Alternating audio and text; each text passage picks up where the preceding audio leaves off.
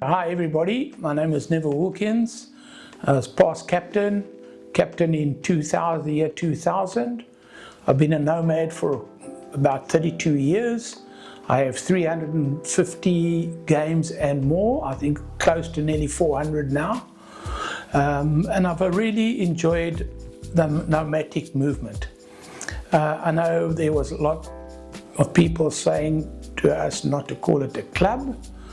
I have been to, I think, 26 or 27 nationals and really enjoyed making friends the nomadic way. Not only in the border region, but in South Africa. And I can remember quite a few older guys that were before me, like Josh and Lionel Magnuson, and a couple of them that would always give me advice in the year that I was captain. We also need to look at our values as nomads by saying furthering golf in our region and helping the underprivileged people, which is always an honor for me. It's an honor for me to sit here today and get interviewed. And for us, this is a very big occasion to be 50 years old. Border Nomads has gone back a long way. Unfortunately, for us that have been there for a while, it looks like sometimes our values change. They do, they change in time. We had great times when I first joined Nomads. It's not meaning that I don't have great times now, but the tradition of Nomads we need not to forget. So I just want to remind the youngsters that are coming in that there is tradition, and tradition does not change. Keep our values. That meaning collar and tie, correct dress, on time, and trying to attend to all of your games. We need to do that. We need people to commit themselves to this organization of ours and take it forward.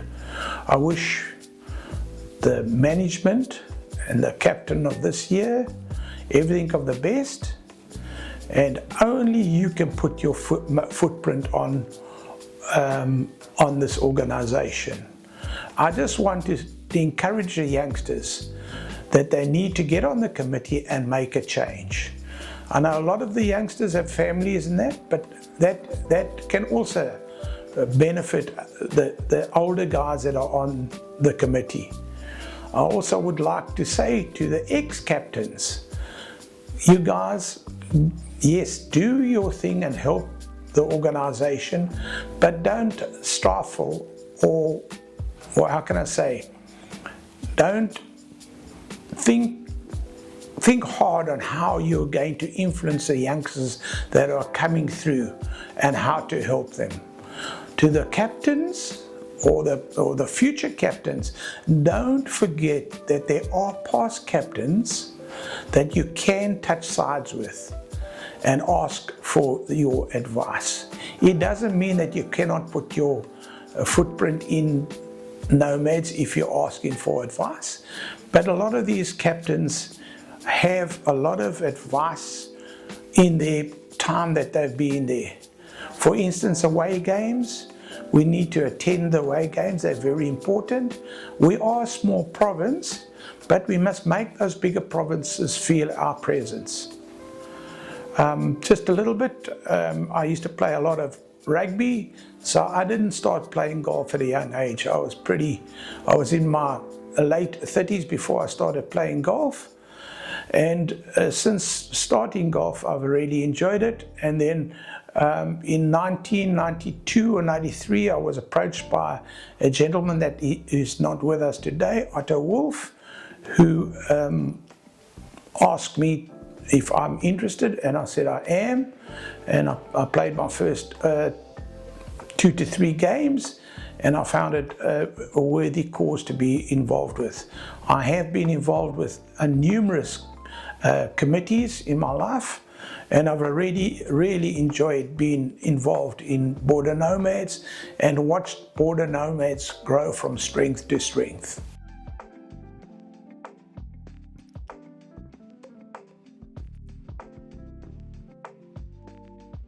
Well, okay, and I'm going to say to you, as I started, for putting your footprint or your paw print or whatever you want to call it on the year that you're in.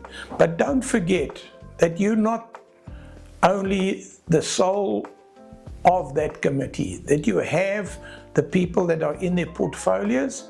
You need to hold them accountable, and you need to have a look on how that you can encourage younger people to participate in the committees, because that is our strength. We need to get the youngsters that are coming through to come join us and put their footprint onto Border Nomads. And I know there's a lot of people that always say they are too busy, but it's the best to get those busy people to commit themselves to come onto the committee, because you know that things are going to be done.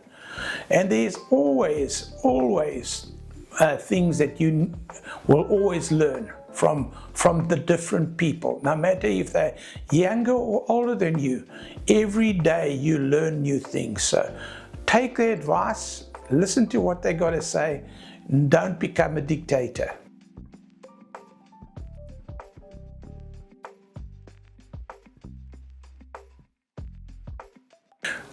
I'm going to tell you, there were a couple of things that are really, I wasn't easy with them. And that was one thing that we were playing in our colors. Right back in 2000, I proposed that all teams have the same color, which would be navy blue and white, and their caps determine what province they were. For instance, Border brown, in those days Gauteng was red, and so forth. And only after many years fighting this that became true. Wow. And we must always remember our dress code is very important. I'm not saying nowadays that you still need to have collar and tie, but you need your blazer still and your tie. And the time that you should be able to wear that is when you go to nationals. I'm not saying that at all our meetings that you need to have a collar and tie, but at least have a dress shirt and your navy blue slacks, that you look really prepared for the evening, and not come in and participate in the prize giving in your shorts and your short socks, because that is not what Nomads is all about. And I think that's why a lot of sponsors get involved with Nomads, is because of their dedication and motivation to help people.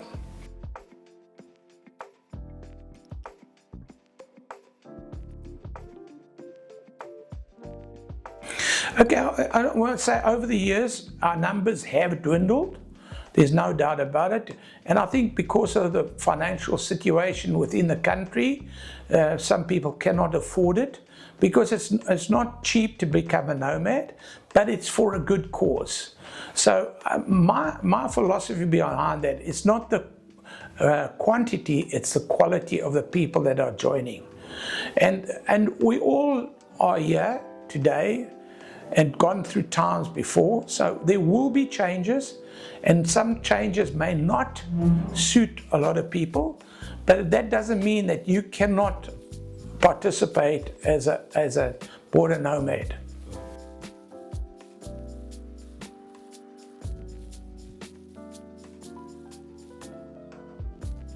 A lot of our nationals are always in my mind. I met a very good friend of mine for the first time at nationals, who was a Border member, but never really got to know him until we went to nationals down in Hermanus, which was what you went to last year, and the nomad name was Neil Fenter.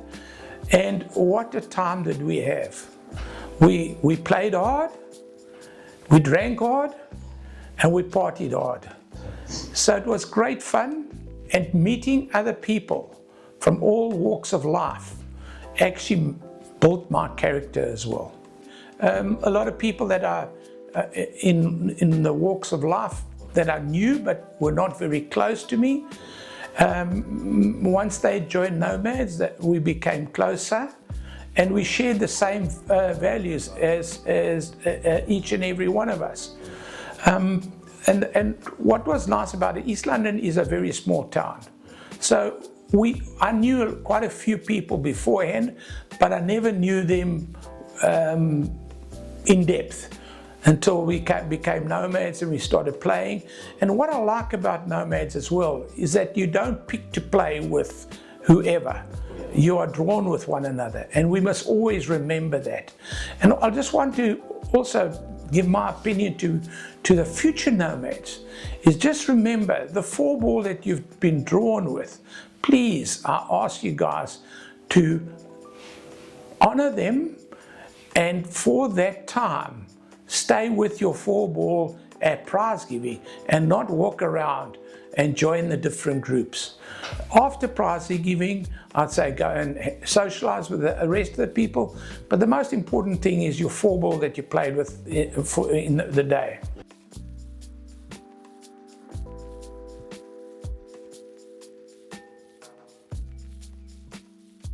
Well, of course, culture was a big thing that you need to look and respect. Everyone has a different view on things. So I'm saying you need to listen to everybody, take in what you need, and try and lead the organization the way you feel that it's going to grow, and not for personal benefits, but for everybody's sake. One thing I do respect, and that's culture. Now, culture, we have it now in a diverse way. And we need to respect one another and mix with everybody that we can and listen. And still at my age, every day you look and learn.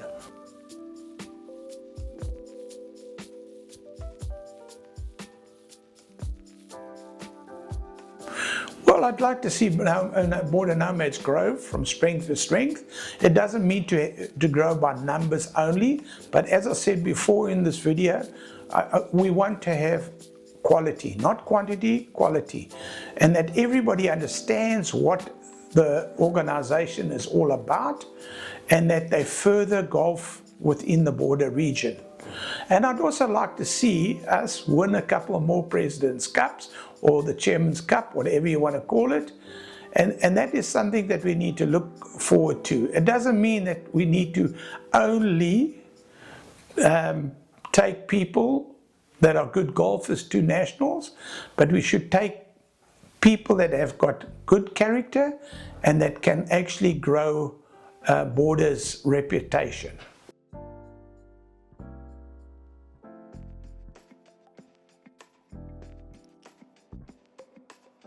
And I've said, as I met before with past captains, and I'll say it again, is that they need to get younger blood in their committees, and they need to listen to the ex-captain, the past captain, whoever it is. And the past captain should be held accountable, that he should be having regular meetings with the captain that is sitting at present, and guide him on things that he thinks that need to be worked on.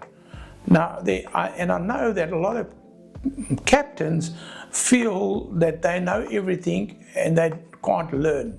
As I said before, everyone learns day by day.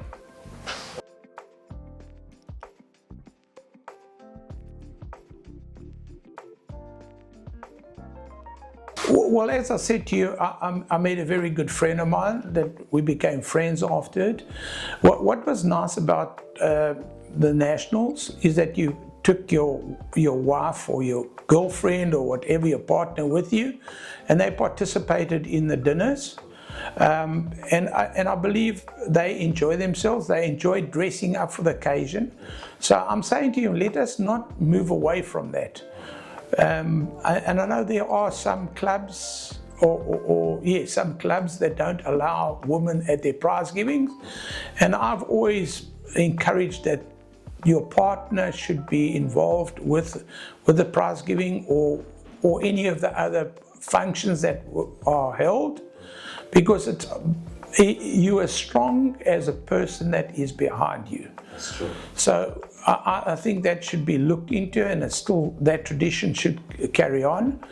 I do have a little bit of advice for the national committee, is that I would really like to see that the ex-chairmans don't sit on the committee, that all of the portfolio should be filled by young and up and coming nomads that are actually going to take the organization further in the future. I'm not saying that it's not a good thing, but I feel once you've been a past chairman, is that the youngsters or the captains that are in the chair at the moment sometimes get a little bit overpowered by the presence of past chairmen. So we need to the young blood to come into the organization, and that's what we need to work at, trying to get younger people, nomads, into the organizations so they can also involve with the changing of the times.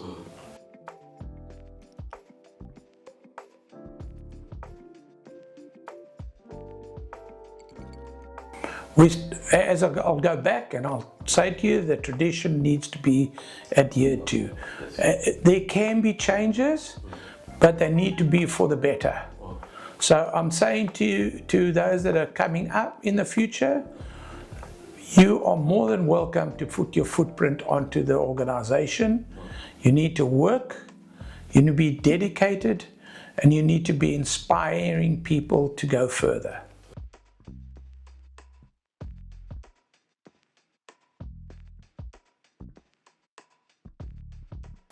Well, the Nationals stands out. There's no doubt about the Nationals. Everybody wants to go to the Nationals. And I went to, I think, 20 without missing one. And then you start getting a little bit tired of traveling inland, and I concentrated on attending all the Nationals on the coast. Now, it doesn't mean that you need to follow my footsteps, but I'm saying to you, the Nationals really is something to go to. And I've been to most of the Nationals, the Botswana, Zimbabwe, but the one that outstood for me was definitely Swaziland. Swaziland was fantastic. It did go it did stop for a while, but I believe it's back on the cards. And I'm saying to the youngsters, whoever wants to go, first start with the smaller nationals and then work your way to the big national. But it is definitely a highlight. The highlight of the year is your national championship. The longest drive that you ever. Which course and which hole was it? I must be honest with you, I'm getting old, so I can't remember. And I don't hit the ball far away, so it doesn't matter. But I hit it down the middle, and that does matter. Which is the most challenging hole for you that you've ever played? Which course? Well, I wouldn't say it wasn't a course in the Nationals. I don't know if anybody knows, of course, Mdoni. It's a magnificent course. It comes from the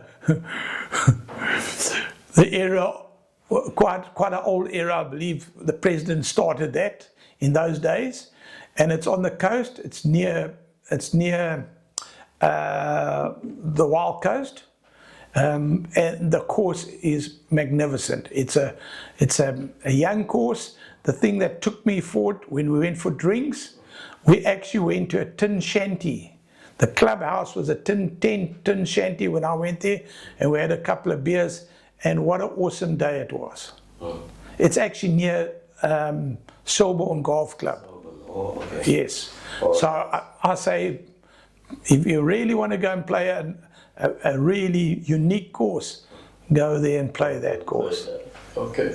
Well, thank you so much. Thank you so much, and it's been a pleasure interviewing you, sir. Thank you.